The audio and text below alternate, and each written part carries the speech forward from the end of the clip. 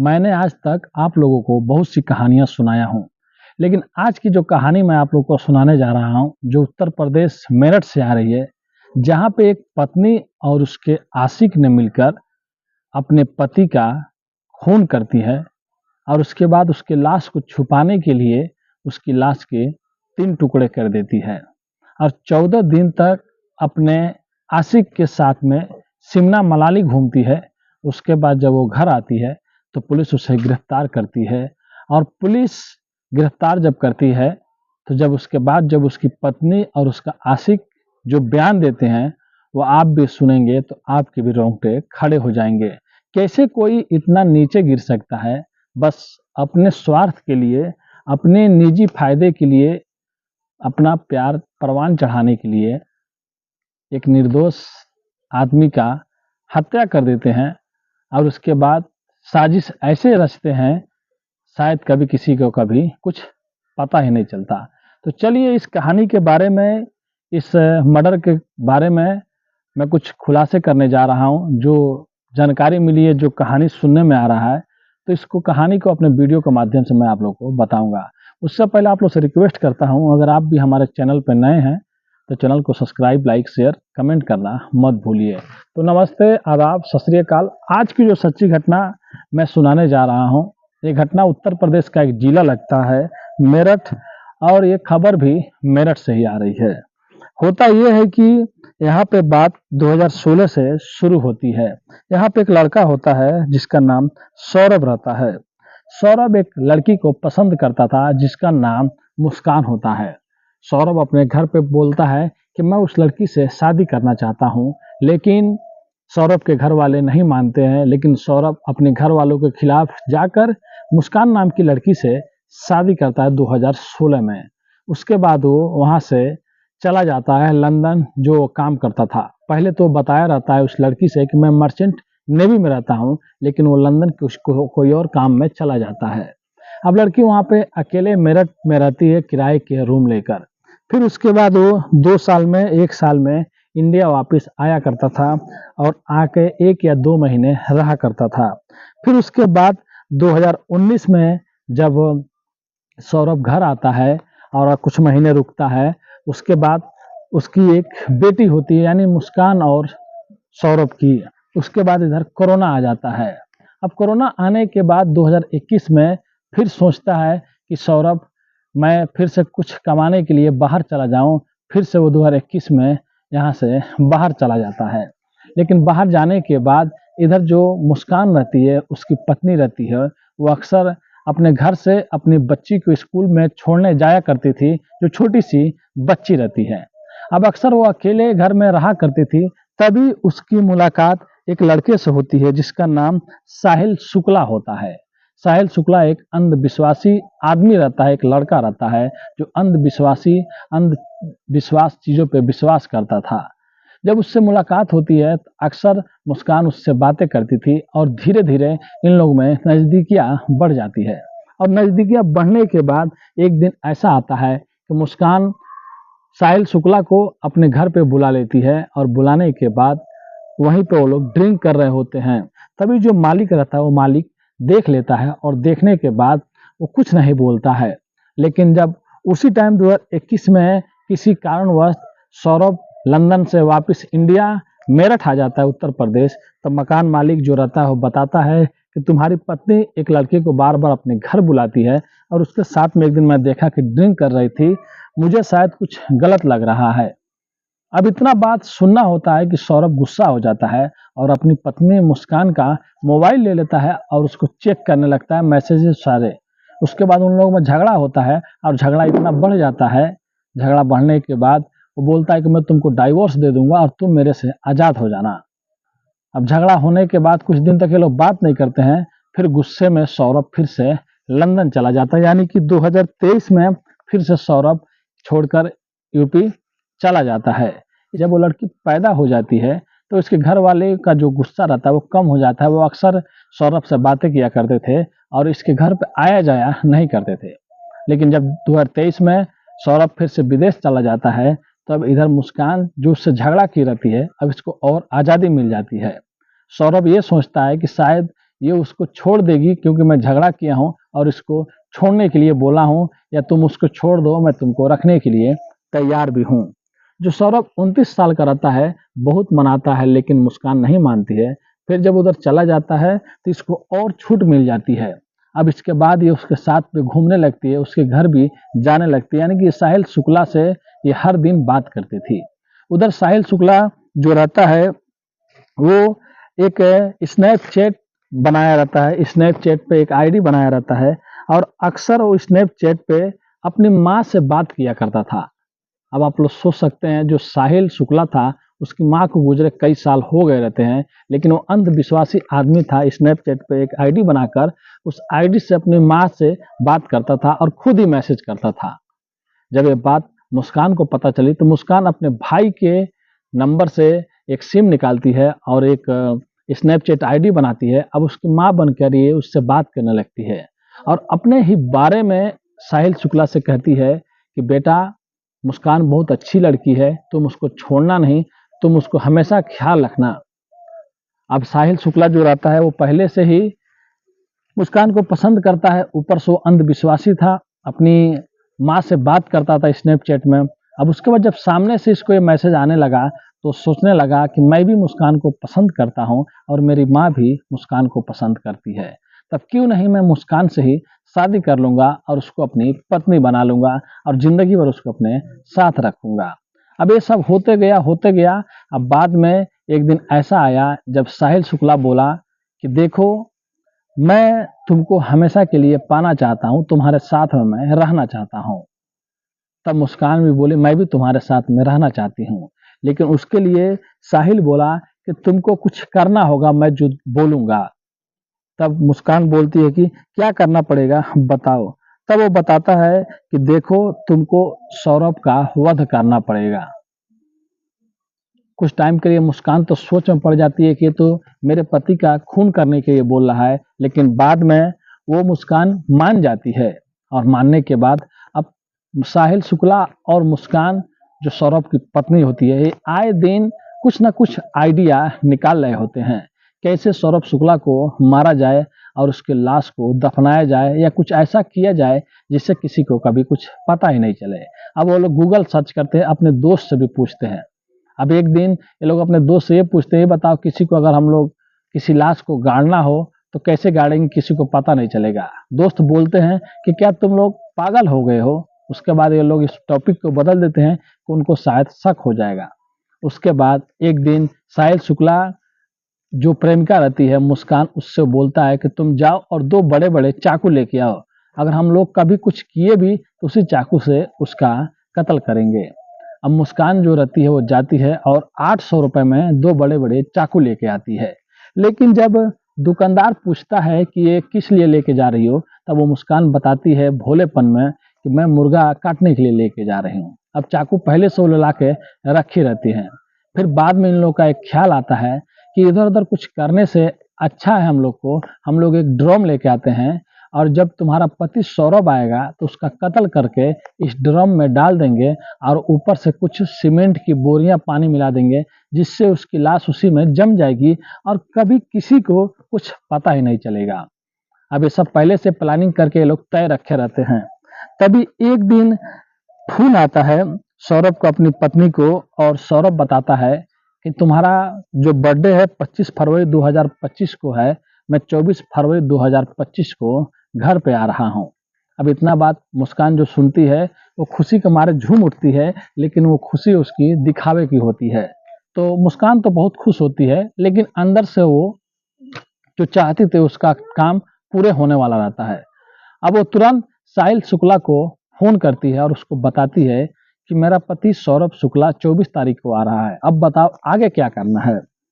तब जो साहिल शुक्ला होता है वो बताता है कि तुम उसके शराब में शराब तो जरूर पिएगा, तुम्हारे बर्थडे है तो तुम लोग बर्थडे मनाओगे तो उसमें तुम उसको नींद की गोलियां, नशे की गोलियां दे देना, वो खा के बेहोश हो जाएगा। उसके बाद हम लोग अपना काम करेंगे।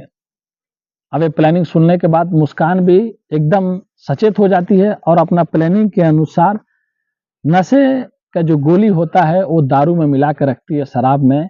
लेकिन 25 फरवरी को जिस दिन उसका बर्थडे रहता है मुस्कान का, उस दिन सौरभ जो रहता है वो शराब को हाथ ही नहीं लगाता, बोलता है कि मुझे नहीं पीना है। अब पहला जो ये लोग साजिश रचे होते हैं वो फेल हो जाता है। अब 25 से 26 तारीख आ जाता है। अब उसके बाद ये लोग करे तो क्या करे। फिर जो मुस्कान रहती है वो साहिल शुक्ला को बताती है कि ये तो हम लोग का प्लान फेल हो गया, अब क्या करें। फिर वो 3 तारीख का डेट चुनती है। 3 तारीख को उसकी बेटी जो रहती है उसका एक एग्जाम पेपर रहता है और वो लोग सोच के रखे रहते हैं जिस दिन उसका एग्जाम होगा 3 तारीख को लास्ट वाला पेपर, उसी दिन मुस्कान अपने माँ के पास उस लड़की को भेज देगी और उसके बाद 3 तारीख को इस कत्ल का अंजाम देगी। अब 3 तारीख जैसे आता अपने बेटी को अपने माँ के पास भेज देती है और 3 तारीख को मुस्कान बहुत चालाकी करती है। शराब में नशे की गोली नहीं मिलाती है। जो सौरभ रहता है उसको कोफ्ता बहुत पसंद रहता है। अब उस दिन मुस्कान कोफ्ता बनाती है और कोफ्ता में ही बेहोशी की दवा मिला देती है और सौरभ को खिला देती है। अब सौरभ खा लेता है। सौरभ खाने के बाद इधर बेहोश हो जाता है और रात को लगभग 11 साढ़े 11 बज रहा होता है। तभी मुस्कान अपना मोबाइल निकालती है और साहिल शुक्ला को फोन करती है। अब साहिल शुक्ला को फोन करती है तो लगभग 12 बजे के करीब साहिल शुक्ला सौरभ के घर में दाखिल होता है और उसके बेड के पास खड़ा हो जाता है और एक चाकू वो लिया रहता है। फिर वो बोलता है मुस्कान से, ये तुम्हारा पति है, सबसे पहले तुम उसका वध करो। वो पहले तो डर जाती है, बोलती है कि मेरे से नहीं होगा, मुझे डर लग रहा है। लेकिन कैसे भी करके साहिल शुक्ला जो अंधविश्वासी होता है इतना कि उसके हाथ में वो पकड़वाता है और उसके सीने पे लगाता है और ऊपर से अपना एक हाथ मारता है उसके हाथ पे और जो चाकू रहता है वो सौरभ के सीने के आर पार हो जाता है। और देखते ही देखते फिर उसके बाद वो सौरभ के दोनों हथेलियों को काट देता है और उसके सर को भी उड़ा देता है और एक बैग में उसके सर और उसके हथेली को रख लेता है और अपने रूम पे लेके चला जाता है, जो घर में थोड़ा सा दूर पे उसका घर होता है। अब इधर मुस्कान उस घर में पड़ी हुई है, जिस बेड पे वो बैठी हुई है उस बेड के नीचे उसका पति सौरभ की लाश पड़ी हुई है। अब उसको डर भी लग रहा है। तब वो फिर साहिल शुक्ला को फोन करती है और बताती है कि मुझे डर लग रहा है, मैं यहाँ पे नहीं रुकूंगी। तब वो बताता है ठीक है, तुमको अगर डर लग रहा है तो तुम हमारे घर पे चली आओ और हमारे घर पे आके रात भर रुको। अब ये इधर से जाती है और साहिल शुक्ला और मुस्कान एक साथ में उसके घर पर रुकते हैं और सुबह के टाइम फिर से साहिल शुक्ला और मुस्कान अपने घर पर वापस आती हैं और आने के बाद पहले से ही घर में ड्रम रखा होता है और लाश के टुकड़े भी हो गए रहते हैं, सर अलग हो गया रहता है, हथेली अलग हो गई रहती है। उसके बाद वो मुस्कान को बोलता है कि जाके तुम सीमेंट की बोरी लेके आओ।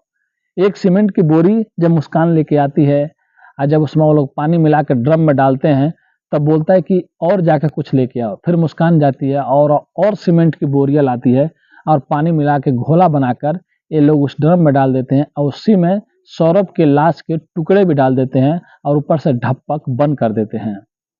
और बंद करने के बाद लगभग 4 मार्च की शाम अब होने वाली रहती है। फिर यहाँ से ये लोग एक कैब बुक करते हैं और 14 दिन के लिए ये लोग शिमला चले जाते हैं। और शिमला जाने के टाइम जो मुस्कान के पास पैसे रहते हैं, सौरभ के जो पैसे रहते हैं वो लगभग 84,000 कैश रहते हैं। जब इन लोग का पैसे खत्म हो जाते हैं यानी कि 14 दिन बाद 18 मार्च को पहली बार मुस्कान को अब पैसे की जरूरत पड़ती है।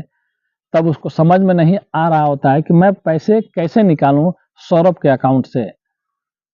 तब वो अपनी माँ को फोन करती है और पूछती है कि माँ, सौरभ के अकाउंट से पैसे निकालना है, मैं क्या करूं, कैसे निकलेगा। और उस टाइम सौरभ के अकाउंट में कुल 6 लाख रुपए थे। तब उसकी माँ पूछती है कि ये बताओ तुम लोगों तो तब उसकी माँ बोलती है तुम और सौरभ जब एक ही साथ में गए हो और वहीं पे एक ही साथ में घूम रहे हो, अगर तुमको पैसे की जरूरत है तो तुम सौरभ से मांग लो, तुम मेरे से क्यों पूछ रही हो। तभी अचानक मुस्कान अपनी माँ से हल्के आवाज में कहती है सौरभ इस दुनिया में नहीं है और वो मर चुका है। फिर वो पूरी आपबीती सुना देती है। तब उसकी माँ को पता चलता है कि कुछ साल पहले इन लोगों में झगड़ा हुआ था डाइवोर्स देने के लिए और सौरभ बता भी रहा था कि उसकी पत्नी अच्छी नहीं है।